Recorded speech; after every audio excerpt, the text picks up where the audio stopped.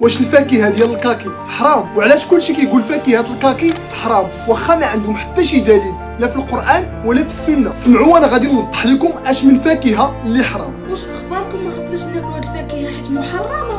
والله حتى يلاه عرفت انا دابا انا خرجت نجيب شويه ديال الدسر، وانا الصراحه ما عنديش مع هاد الكاكي، وانا نقول راه فيه لي فيتامين دي.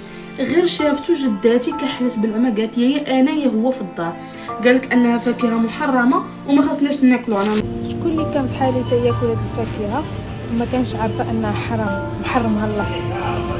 الكاكي انا عرفتها يلا شفتها في واحد الفيديو. المقصود هنا ماشي فاكهه الكاكي هي اللي حرام، فاكهه المجالس هي اللي حرام. اشنو هي فاكهه المجالس؟ هي الغيبه والنميمه، انت جالس مع الناس وكتجبد في الناس وكتهضر فيهم وكتاكل في اللحم ديالهم، هذه هي فاكهه المجالس. وهنا خداو بالمفهوم ديالهم فاكهه المجالس هي فاكهه الكاكي، وخرجوا المعلومه غالطه للناس ولا كلشي كيقول لك فاكهه الكاكي حرام. كون كانت حرام كون كاع ما يقول الله عز وجل في القران الكريم وفاكهه مما يتخيرون. وهنا شنو اللي خلاني انا ندير هذا الفيديو؟ هو هاد فاكهه الكاكي ما كايناش وما مذكوراش في القران بانها راه حرام، وما مذكوراش حتى في السنه بانها راه حرام. اي منين جبتوا هاد المعلومه الغلطه اللي لحتوا الناس؟ وحتى لهنا نتمنى هاد المعلومه تعم وتستافد منها وفيد بها الناس اللي عزاز عليك، حيت بزاف ديال الناس على بالهم بان فاكهه الكاكي حرام وكلشي انتشرت هاد المعلومه واخدينها بالغلط وما بقاوش مازال كياخذوا